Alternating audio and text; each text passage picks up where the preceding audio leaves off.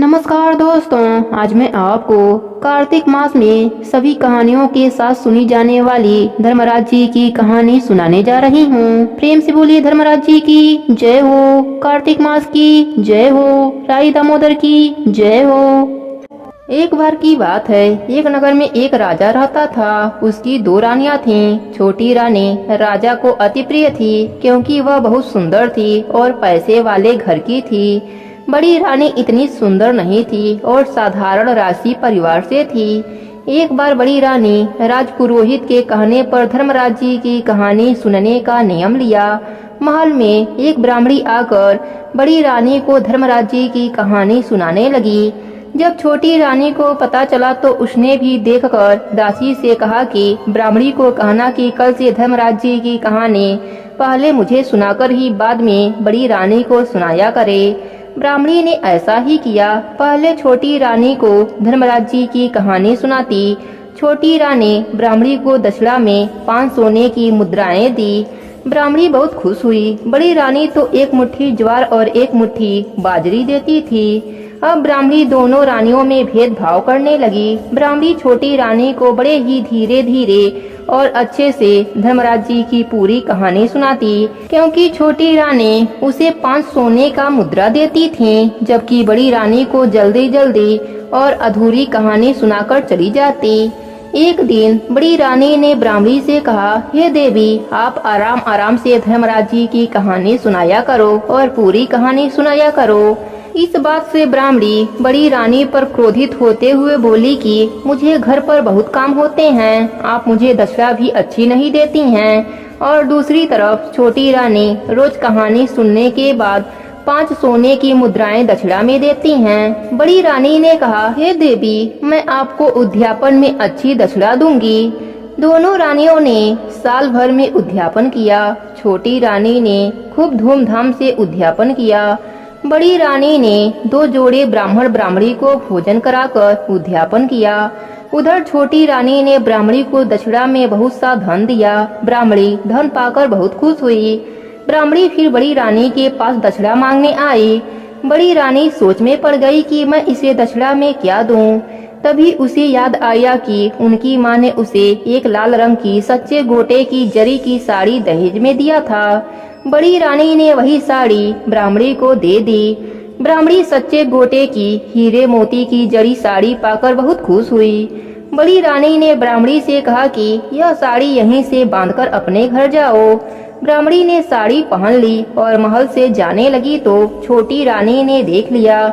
छोटी रानी ने दासी को भेजकर ब्राह्मणी को महल में बुलवाया और ब्राह्मणी से पूछा कि बड़ी रानी ने दक्षिणा में तुम्हें क्या दिया है। तो ब्राह्मणी ने कहा, सच्चे गोटे की सच्चे हीरे मोती से जरी की साड़ी बड़ी रानी ने मुझे दक्षिणा में दिया है। छोटी रानी ब्राह्मणी से कहा कि अब तुम अपने घर जाओ। यह सब देखकर छोटी रानी आग बबूला हो गई। वह भवन में जाकर बैठ गई। जब शाम को राजा महल में आए तो वह गुस्सा का कारण पूछा तो उसने कहा कि बड़ी रानी ने ब्राह्मणी को धर्मराज जी के उद्यापन में एक कीमती साड़ी दिया है, मुझे वही साड़ी चाहिए। राजा ने कहा कि हे रानी, वह साड़ी तो उसके मायके वालों ने उसे दिया था। छोटी रानी ने जिद पकड़ ली। राजा बड़ी रानी के पास गया तो बड़ी रानी राजा को देखकर बहुत प्रसन्न हुई। कई वर्षों से राजा उसके महल में नहीं आया था। बड़ी रानी ने उनका स्वागत किया और उनके चरण धोकर पिए। राजा ने कहा कि रानी, जो तूने साड़ी ब्राह्मणी को दक्षिणा में दिया है वह वापस मांग लो। वह साड़ी छोटी रानी को पसंद आ गई है, कल मैं वह लेने आऊंगा। यह कहकर वह चला गया। यह बात सुनते ही बड़ी रानी उदास हो गई, क्योंकि दान में दी हुई वस्तु को किस तरह वापस लूं, यह बात सोचने लगी। वह धर्मराज जी का स्मरण करने लगी। स्मरण करते करते रात हो गई। रात के सपने में धर्मराज जी आए और रानी से उदासी का कारण पूछा तो रानी ने सारी बात बताई। धर्मराज जी ने कहा, पुत्री, तुम उदास मत हो। तुम्हारे तुलसी क्यारे में कई तरह की साड़ियाँ लटकी हुई सुबह मिलेंगी, तो उनमें से एक साड़ी उन्हें दे देना। जब सुबह रानी उठी तो उसने तुलसी क्यारे को देखा तो वहाँ बहुत साड़ियाँ लटक रही थीं।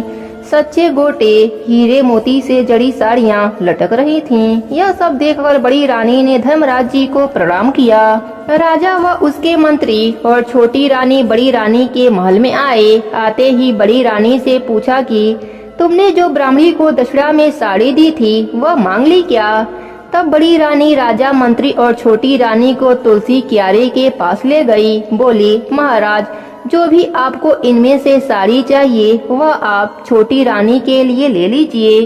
राजा, रानी और मंत्री यह देखकर आश्चर्यचकित रह गए। राजा ने पूछा, रानी, यह सब कैसे हो गया? तब बड़ी रानी ने सारी बात बताई। राजा को अपने गलती का एहसास हुआ और उसने बड़ी रानी से माफी मांगी और छोटी रानी ने बड़ी रानी को गले से लगा लिया और अपने किए की माफी मांगी। फिर राजा ने दोनों रानियों को अपने साथ रख लिया। धर्मराज जी की कहानी का नित्य नियम निभाने से दोनों रानियों को इहलोक और अंत में स्वर्गलोक का सुख मिला। हे धर्मराज जी, अपने सभी भक्तों पर ऐसे ही अपनी कृपा बनाए रखना। कहानी अधूरी हो तो पूरी करना, पूरी हो तो मान रखना। प्रेम से बोलिए धर्मराज जी की जय हो। एक राजा था, वह धार्मिक स्वभाव का था। चारों तरफ उसका नाम था कि राजा बहुत ही धार्मिक है। कोई भी प्राणी उसके द्वार से भूखा नहीं जाता था। एक दिन धर्मराज जी ने सोचा, यह इतना बड़ा धार्मिक है तो इसके धर्म की परीक्षा लेना चाहिए। तो धर्मराज जी ने अपना भैंसा राजा जी के खेत में भेज दिया। इधर राजा के खेत में बढ़िया चने की खेती पक रही थी। वह भैंसा खेत में जाकर नुकसान करने लगा। जब सेवकों को पता चला तो उस भैंसे को खेत से बाहर निकालने लगे, परंतु वह भैंसा किसी से भी बाहर नहीं निकलता।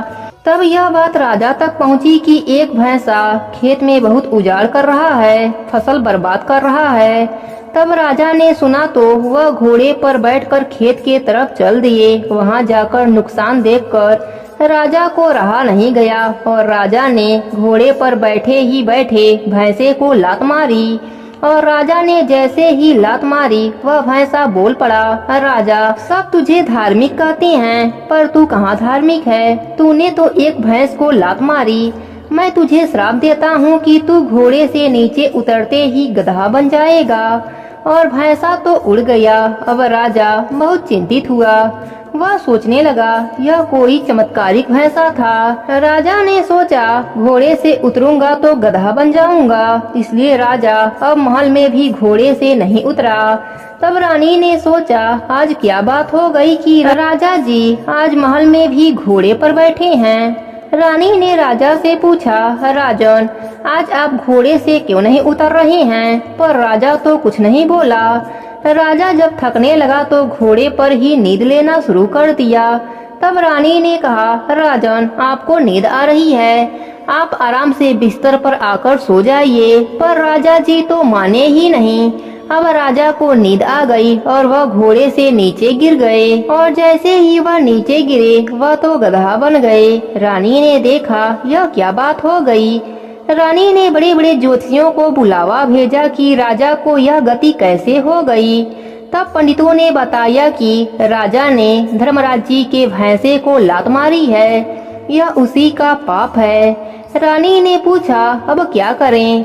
राजा इस श्राप से कैसे मुक्त होंगे? तब पंडितों ने बताया, यदि कोई व्यक्ति धर्मराज जी के कहानी का नित्य नियम करता हो, उसका फल वह राजा को दे दे तो या फिर से मनुष्य रूप में आ सकते हैं। रानी ने चारों तरफ सेवकों को भेजा कि पता लगाओ धर्मराज जी के नित्य नियम को कौन निभाता है और वह अपने पूजा का फल राजा जी को देगा क्या।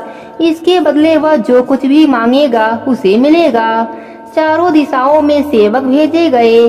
तब एक बात पता चली कि चमार की पत्नी धर्मराज जी की कथा कहानी करती है। सेवक उस चमार के पास गए और उसको सारी बात बताई और कहा कि उसके पत्नी को उसके साथ भेज दो।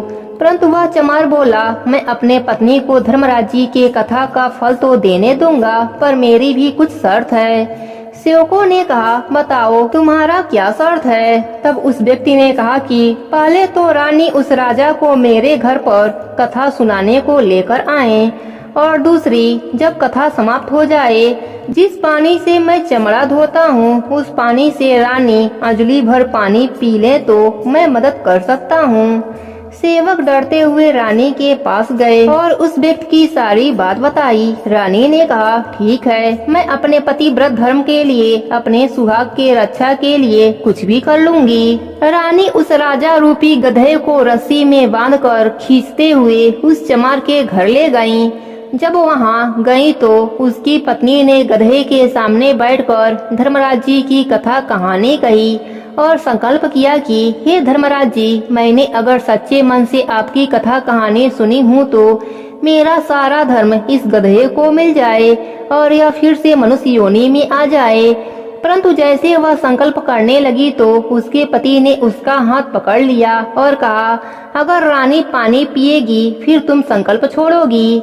रानी ने तुरंत अपने पति के रक्षा के लिए कहा कि मैं अपना धर्म निभाने के लिए यह सब कर रही हूँ, भगवान आप मुझे क्षमा करना। इतना कहते ही वह कुंडे में हाथ डाली। हाथ डालते ही वह कुंडा सोने का हो गया और वहाँ दूध की धारा बहने लगी। रानी ने उसमें से एक अंजलि भर दूध पिया और अपने सती की रक्षा करी। तब उस व्यक्ति को बड़ी लज्जा आई। उसने अपने पत्नी से संकल्प छुड़वाया। राजा पुनः मनुष्य रूप में हो गए। राजा ने उन दोनों पति पत्नी को बहुत सारा धन दिया और धर्म का भाई बनाया। फिर अपने महल में चला गया। राजा ने पूरे नगर में ढिढोरा पिटवाई कि कोई भी धर्म करो तो उसका पता किसी को भी नहीं चलना चाहिए और कभी भी अहंकार नहीं करना चाहिए। हे धर्मराज जी, अपने सभी भक्तों पर अपनी कृपा बनाए रखना। प्रेम से बोली धर्मराज जी की जय हो। एक गांव में एक बुढ़िया माई रहती थी। वह बहुत नियम धर्म से व्रत रखा करती थी। एक दिन धर्मराज जी के घर से यमदूत उन्हें लेने आए और वह उनके साथ चलने लगी। चलते चलते बैतरणी नदी आई तो यमदूत बोले, हे माई, तुमने गायों का दान दिया है। बुढ़िया माई ने मन में गाय माँ को श्रद्धा से ध्यान किया तो वह उनके समक्ष आ गईं। तब बुढ़िया माई गाय का पूंछ पकड़कर नदी पार कर लिया। वह यमदूतों के साथ आगे चल दिया। तभी रास्ते में काले कुत्ते आ गए। यमदूत फिर बोले, बुढ़िया माई, तुमने कभी कुत्तों को खाना खिलाया है? तब बुढ़िया माई ने कुत्तों का ध्यान किया तो वह रास्ते से चले गए। बुढ़िया माई फिर से आगे बढ़ने लगी। तभी कौवे सिर में चोंच मारने लगे। तब यमदूत बोले, बुढ़िया माई, तुमने कभी ब्राह्मण के बेटी के सिर में तेल लगाया था? बुढ़िया माई ने ब्राह्मण के बेटी का ध्यान किया तो कौवे चोंच मारना बंद कर दिए। बुढ़िया माई फिर आगे बढ़ने लगी। तब चित्रगुप्त जी यमदूतों से बोले, आप किसे लेकर आ गए? बुढ़िया माई ने दान पुण्य तो बहुत किया है लेकिन धर्मराज जी का कुछ भी नहीं किया है, इसलिए आगे का द्वार इसके लिए बंद है। सारी बात सुनने के बाद बुढ़िया माई बोली कि आप सिर्फ 7 दिन के लिए फिर वापस धरती पर भेज दीजिए। मैं धर्मराज जी का व्रत कहानी कहकर सुनकर वापस आ जाऊंगी।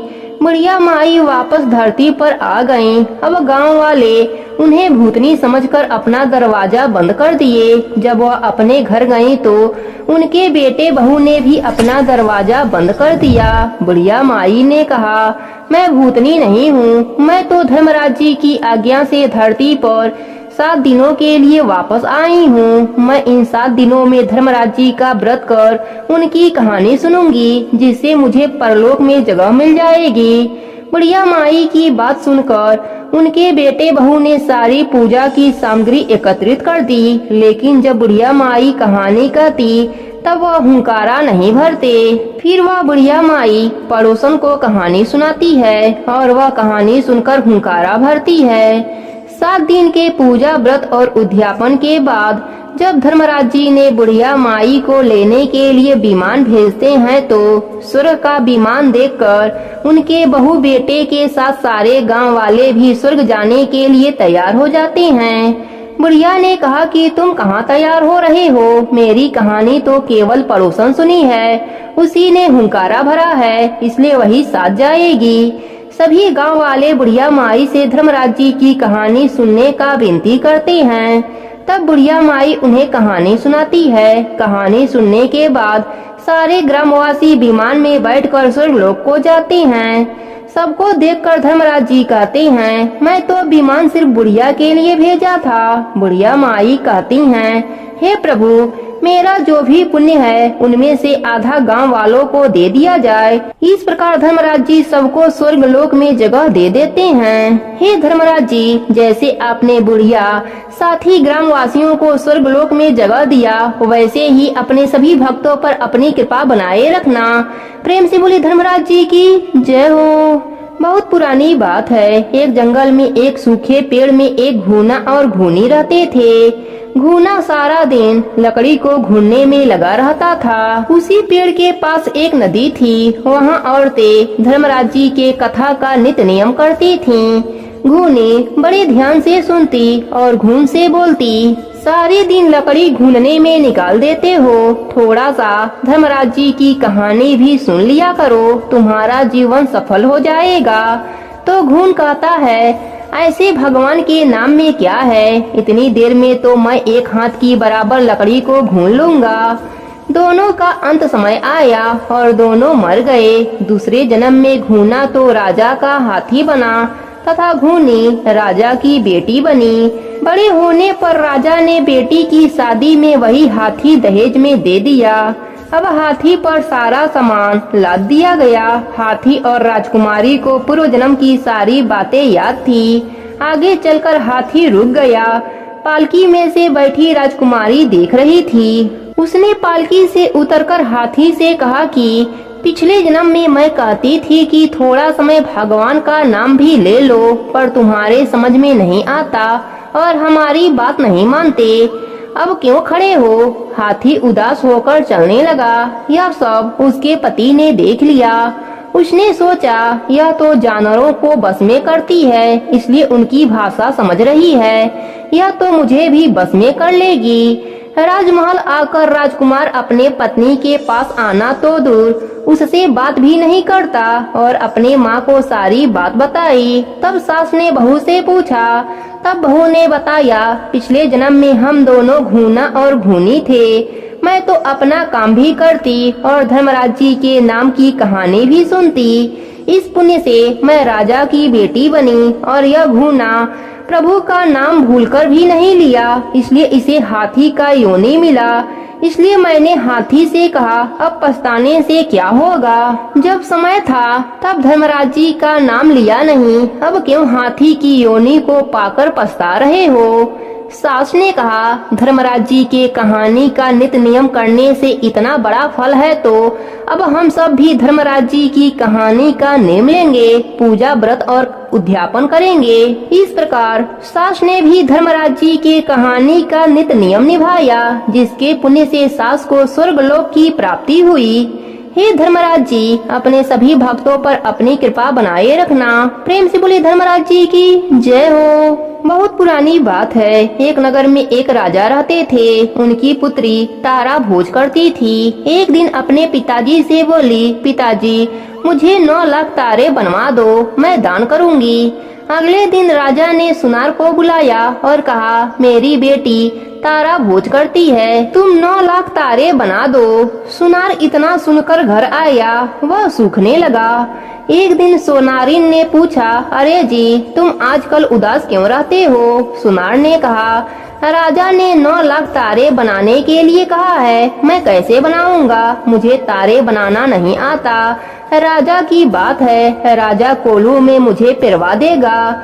सोनारिन ने कहा, इसमें परेशान होने की क्या बात है, गोला सा पतरा काट के कलियां काट देना, राजा ले जाएगा। सुनार बहुत खुश हो गया और उसने 9 लाख तारे बना दिए। राजा के सिपाही ले गए। राजा की पुत्री ने 9 लाख तारे और बहुत सा दान दिया।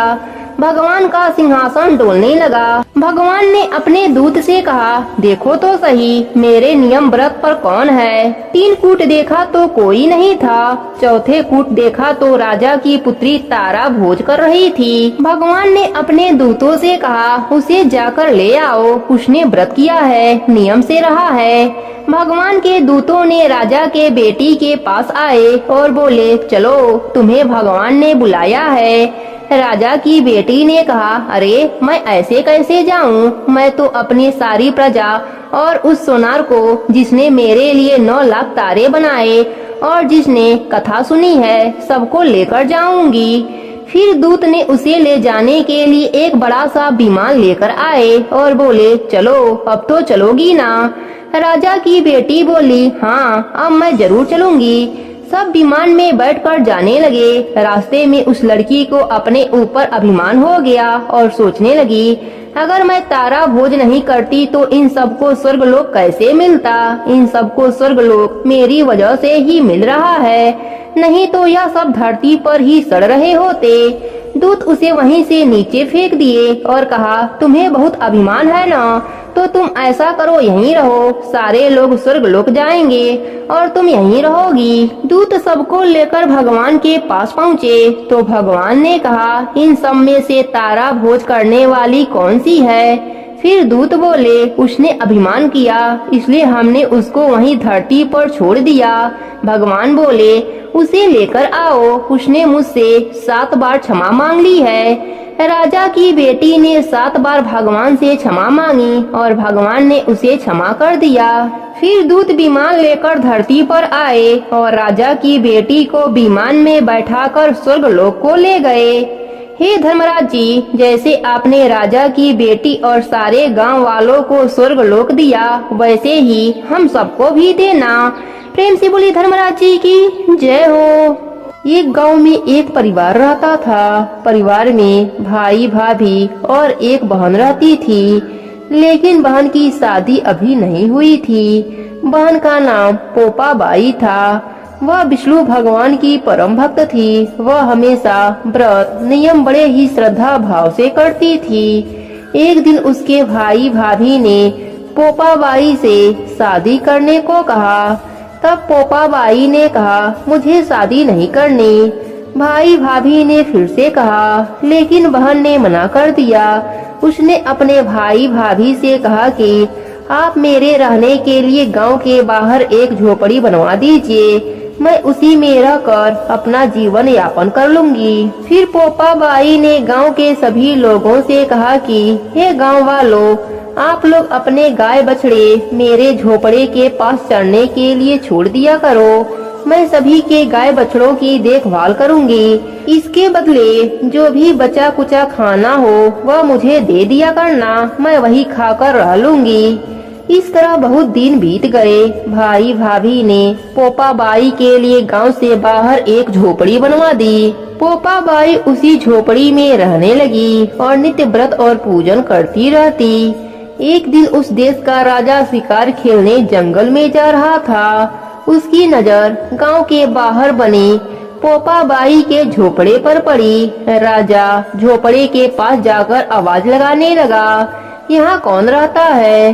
जब कोई भी उत्तर नहीं मिला तो झोपड़े के दरवाजे को खटखटाने लगा।